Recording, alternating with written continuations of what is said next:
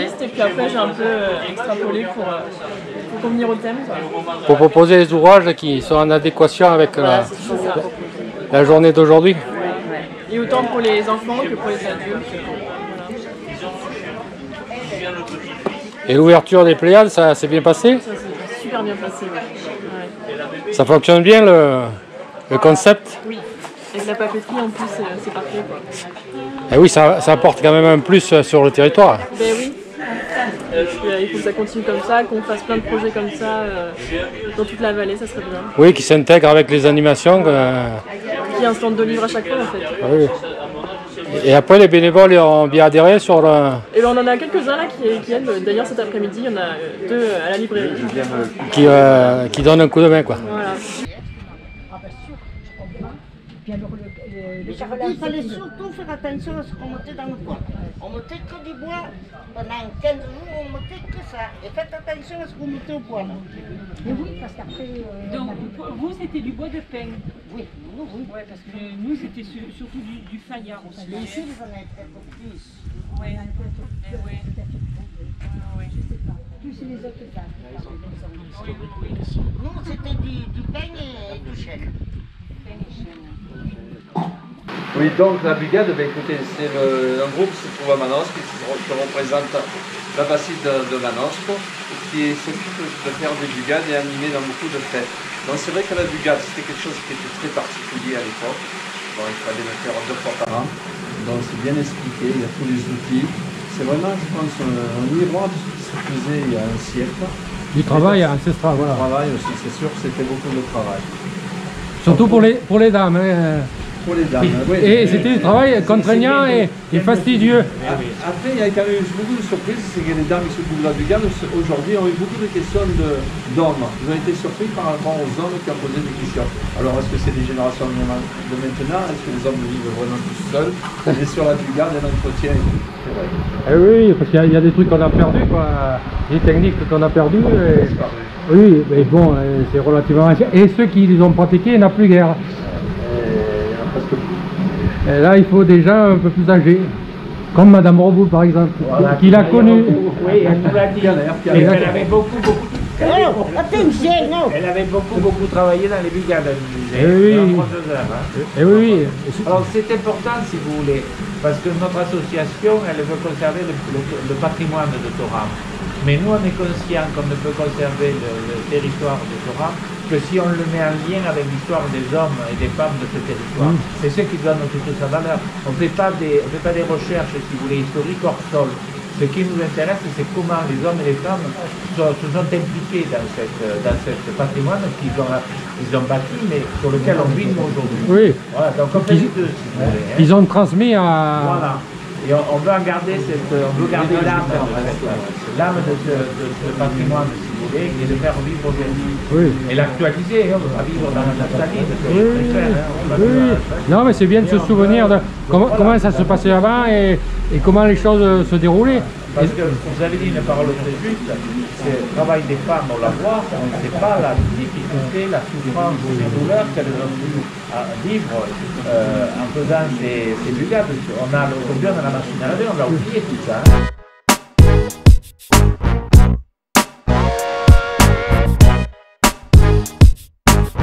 Retour à Thorame depuis maintenant toute une année. Suite à une découverte qu'on a faite, qui était le canal de Saint-Thomas à la bâtie. Monsieur Ventre nous a interpellés en nous disant: vous ne connaissez pas l'histoire du canal de Saint-Thomas qui a alimenté pendant plusieurs centaines d'années les champs de Saint-Thomas. C'est comme ça qu'on s'est intéressé au problème de l'eau, puisque ce canal aujourd'hui, qui est un canal par gravitation, c'est-à-dire que l'eau était prise à Séoul à plus de 2 km, aujourd'hui c'est par aspersion. Donc ce qui veut dire que c'est l'évolution technique de l'arrosage, si vous voulez. Et à partir de cette découverte, l'ensemble du conseil d'administration s'est intéressé au problème de l'eau sur Thorame. Et en s'interrogeant sur le problème de l'eau à Thorame, on s'est aperçu qu'il fallait parler de l'eau au temps de la période glaciaire. Et là, Charlie nous en a raconté ça tout à l'heure. Que la période glaciaire avait laissé derrière elle des moraines qui avait aménagé tout notre territoire, on passe à côté et on ne s'en aperçoit pas, on les a oubliés. Après, nous avons découvert aussi que ben, l'homme, il avait drainé l'eau de l'Issol et de l'Estelle, d'accord? Et en voyant comment il avait drainé l'eau de l'Issol et de l'Estelle, en faisant des recherches aux archives municipales ou bien aux archives départementales, on s'est aperçu tous les dégâts qu'avaient fait l'Issol et l'Estelle. Donc, de fil en aiguille, on s'est passionné, si vous voulez, pour quelle était la relation des Tauramiens avec l'eau. Oui. Et donc, on s'est aperçu que les moulins au XVe siècle existaient grâce à l'eau. Donc, c'était la force motrice de l'eau qui était utilisée par l'homme, qui sont devenues ensuite des usines électriques, enfin, etc. Et que ça permettait d'arroser les jardins. Donc, l'eau pouvait dévaster, mais l'homme était capable de la canaliser et de l'utiliser. Voilà. On a vu aussi, on a découvert qu'il y avait des draperies sur Torrent-Basse, on l'avait oublié. Donc en fait, on a fait sortir, si vous voulez, de l'oubli de nos mémoires, toute l'histoire de l'eau. Et comment traduire cette longue histoire qui faisait une véritable thèse, c'est de faire des bâches telles que vous les voyez ici. Donc, il y a 6 bâches qui sont présentées chaque semaine dans les 6 lavoirs de Torah et qui tournent de hameau à hameau.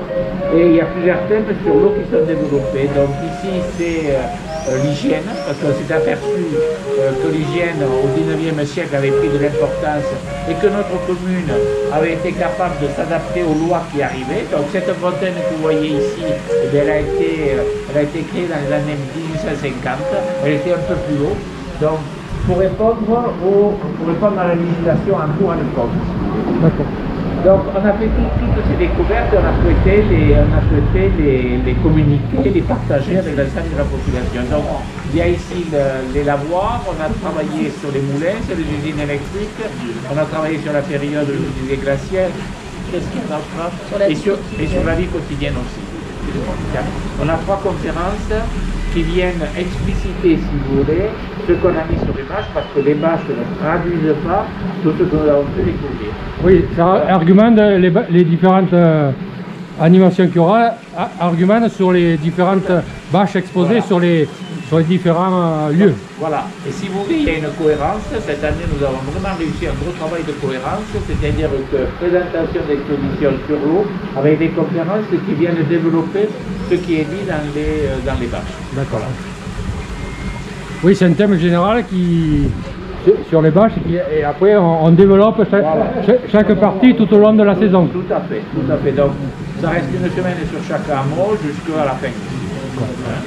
Et ce que j'ai oublié aussi de vous dire, c'est que le 15 août à 18h au Moutier, nous aurons l'association Les Pléiades, les 5 saisons de Colmar, qui viendront faire des lectures sur le thème de l'eau. Donc ça, c'est l'aspect culturel, poésie, si vous voulez, écriture sur l'eau. Voilà, on a essayé de faire un petit ensemble, si vous voulez. Et ce qu'il ne faut pas oublier aussi, c'est qu'aujourd'hui à 11h, Catherine Morin-Belay nous a promené dans le village, mais elle en parlera, nous a promené dans le village avec des contes et des chansons. C'était un moment extra parce que c'était apaisant. On s'est promené dans le village, on a redécouvert le village, c'était apaisant. C'était instructif, il fallait voir les enfants, il fallait voir les adultes qui étaient bouche bée de ce qu'il a été raconté par les contes ou par les chants. Ouais, il y avait de l'émotion, quoi. Voilà, tout à fait. Poésie et émotion autour du village. Oui, tout à fait. Et de la qualité, si vous voulez. On sortait, on s'aérait, quoi. Et donc, je fais partie de l'association Culture et Patrimoine. Et dans cette journée qu'on a organisée autour de l'exposition avec la brigade à l'ancienne, qui est sur la place, oui, à côté. J'ai eu à cœur de proposer un petit moment de partage autour du conte et de la chanson en m'appuyant sur différents lieux du village que je trouve importants et magnifiques, à savoir la fontaine de la rue du Milieu, le moulin, l'ancienne usine électrique. Et j'ai pris plaisir à relier mes contes avec ces lieux-là. Et apporter aussi la tradition de la parole vivante, qui fait partie aussi de la culture et de ce qui est important à transmettre. Et j'ai eu beaucoup de joie à partager. Avec tout le monde, quoi. Ouais. Et là, c'était des contes personnels Non, j'ai choisi des contes dans des recueils. Il y avait des contes de sagesse que j'ai pris dans les recueils d'Henri Gouraud. Non, ce sont des contes que je récupère et qu'après je travaille pour proposer dans l'oralité. Là, c'était les contes sur le thème de l'eau, bien sûr. Sur le thème de l'eau, oui, en lien avec la fontaine, le moulin. On a raconté un conte merveilleux où il y avait un meunier à l'intérieur et j'ai essayé de faire des liens avec les lieux où nous étions et des histoires qui peuvent s'adresser à tout le monde, aux petits comme aux grands. Oui. C'était passé. Oui, non, mais et puis il faut tenir compte qu'à cette époque-là, les draps étaient très lourds. Et une fois mouillés, ils faisaient 10-15 kilos qu'il fallait bouger, quoi.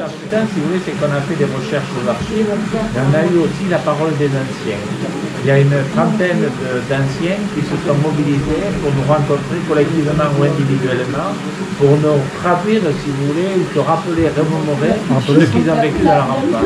Donc c'est sur du vécu que je suis en train de parler. C'est pas l'ivresse, si vous voulez. Oui. C'est pour ça que sur la vie quotidienne, c'est pas là, c'est à la Valette, je disais.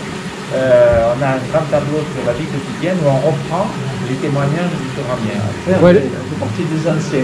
Moi je vois la démarche. Tout à l'heure on parlait de la Bélière. Moi je me rappelle toujours la Bélière, c'était un petit ruisseau qui s'amorçait dans le sol et qui venait alimenter le moulin. Et je vois toujours mon grand-père, quand on faisait des champs de patates avec la Bélière, qui l'entretenait. Et le moulin, je me rappelle encore avec mon oncle, ils sont venus porter des sacs de farine pour les animaux. Oui. Ça je me rappelle comme si c'était hier.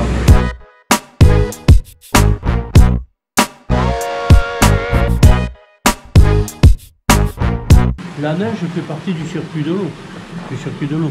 Un hiver qui a beaucoup de neige, on va dire qu'on va avoir beaucoup d'eau, oui et non. C'est-à-dire qu'au printemps, quand le temps il va changer, que les jours vont s'allonger, que la neige va fondre. Si la température est douce, ça va donner beaucoup plus d'eau que si la température est chaude. Si la température est chaude, il va y avoir beaucoup plus d'évaporation. La même quantité de neige, quand une température est plus douce, va donner moins d'eau que quand la température est chaude. L'évaporation sera moins. Je fais les relevés pour, on va dire, pour le lac de Castillon, et ils jouent là-dessus. Savoir l'évaporation ou la fonte. Et la neige, quand on parle de la neige, quand il pleut, bon, ça court, ça s'en va. Le manteau neigeux, c'est la mémoire, on va dire, de la pollution qu'il y a sur la planète. La neige, elle reste 4 mois, 5 mois au même endroit.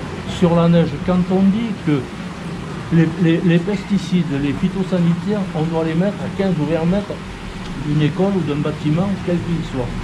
Moi, l'hiver, quand je fais des relevés de neige, je trouve à la four, on va dire, des pollens qui viennent du Canada. Le sable qui vient du Sahara. Le sable qui vient du Sahara, en Algérie, en Tunisie, au Maroc, ils n'ont pas d'arbres pour faire du papier.